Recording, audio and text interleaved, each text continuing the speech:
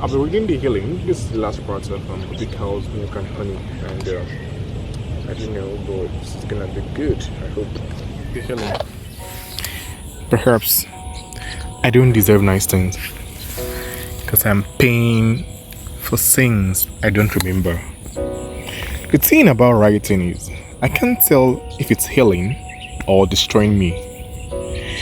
Do not bother holding on to that thing that does not want you. You cannot make it stay. You must enter a relationship with yourself before anyone else. Accept that you deserve more than painful love. Life is moving. The healthiest thing for your heart is to move with it. It is a part of the human experience to feel pain. Do not be afraid. Open yourself to it. Evolving.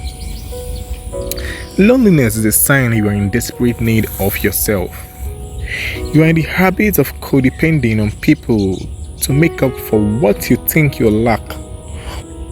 Who tricked you into believing another person was meant to complete you, when the most they can do is compliment? Do not look for healing at the feet of those who broke you. If you were born with the weakness to fall, you were born with the strength to rise. Perhaps the saddest of all are those who live waiting for someone they are not sure exists. 7 billion people. Stay strong through your pain. Grow flowers from it. You have helped me grow flowers out of mine. So, bloom beautifully, dangerously, loudly, bloom softly. However you need, just bloom. To the reader, I thank the universe for taking everything it has taken and giving to me everything it is giving. Balance. It takes grace to remain kind in cruel situations. Fall in love with your solitude. There is a difference between someone telling you that they love you and them actually loving you. Sometimes the apology never comes when it is wanted, and when it comes, it is neither wanted nor needed. You are too late. You tell me I'm not like most girls, and learn to kiss me with your eyes closed. Something about the phrase, something about how I have to be unlike the women I call sisters in order to be wanted, makes me want to spit your tongue out like I am supposed to be proud you picked me, as if I should be relieved. You think I'm better than them. The next time he points out the hair on your legs is growing back, remind that boy your body is not his home. He is a guest. Warn him to never outstep his welcome again. To be soft is to be powerful. You deserve to be completely found in your surroundings, not lost within them. I know it's hard, believe me. I know it feels like tomorrow will never come, and today will be the most difficult day to get through. But I swear you will get through. The hurt will pass, as it always does, if you give it time and let it. So let it go slowly, like a broken promise. Let it go. I like the way the stretch marks on my thighs look human, and that we are so soft, yet rough and jungle wild when we need to be. I love that about us. How capable we are of feeling, how unafraid we are of breaking, and tend to our wounds with grace. Just being a human, calling myself a human, makes me utterly whole and complete. My issue with what they consider beautiful is their concept of beauty centers around excluding people. I find hair beautiful. When a woman wears it like a garden on her skin, that is the definition of beauty. Big hooked noses pointing upward to the sky, like they are rising to the occasion, skin the color of earth my ancestors planted crops on, to feed a lineage of women with thick thighs as tree trunks, eyes like almonds, deeply hooded with conviction. The rivers of Punjab flow through my bloodstream. So don't tell me my women aren't as beautiful as the ones in your country. Our backs tell stories no books have the spine to carry. Women of color. Accept yourself as you were designed. Your body is a museum of natural disasters. Can you grasp how stunning that is? Losing you was the becoming of myself. Other women's bodies are not our battlegrounds. Removing all the hair off your body is okay if that's what you want to do. Just as much as keeping all the hair on your body is okay if that's what you want to do. You belong only to yourself. Apparently, it is ungrateful of me to mention my period in public, because the actual biology of my body is too real. It is okay to sell what's between a woman's legs more than it is okay to mention its inner workings.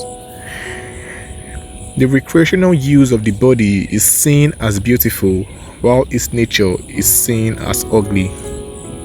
You were a dragon long before he came around and said you could fly. You will remain a dragon long after he's left. I want to apologize to all the women I have called pretty before I've called them intelligent or brave.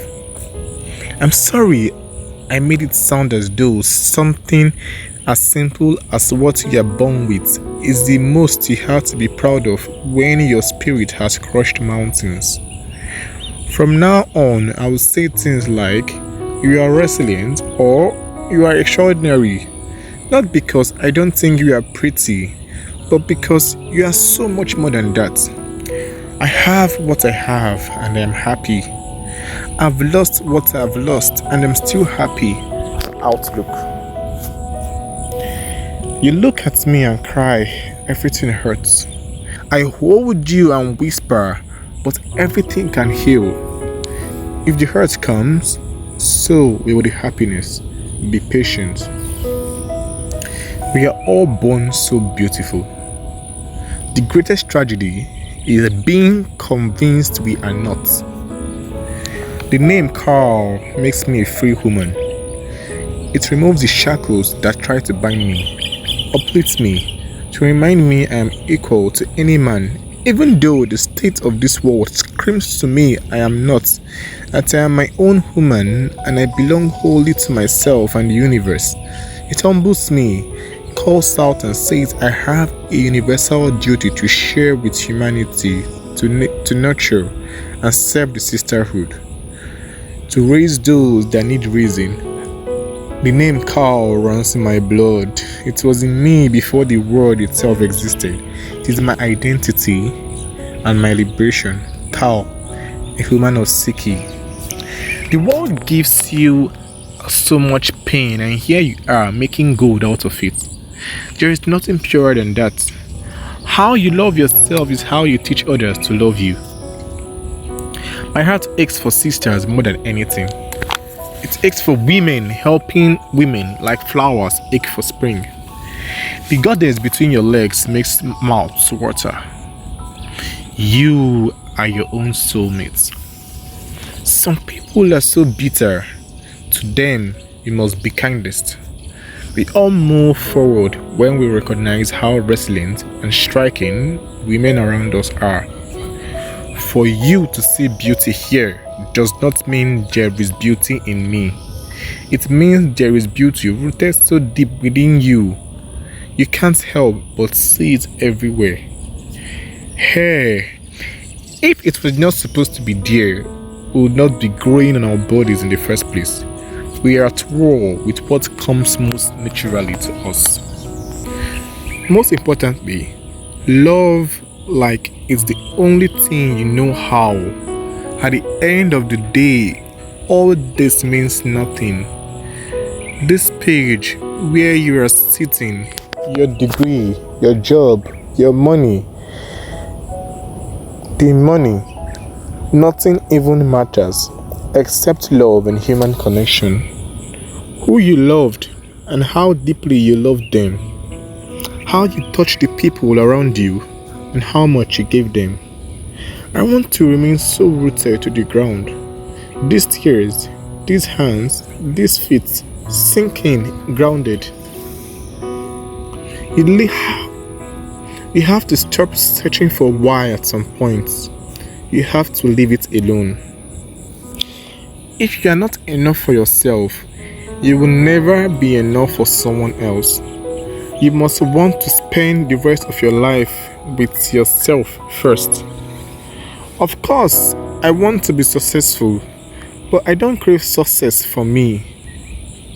I need to be successful to gain enough milk and honey to help those around me succeed. My heartbeat quickens at the thought of bettering poems, which is why I will never stop opening myself up to conceive them. The love making to the words is so erotic. I'm neither in love or in lust with the writing, or both. What terrifies me most is how we foam at the mouth with envy when others succeed, but sigh in relief when they are failing.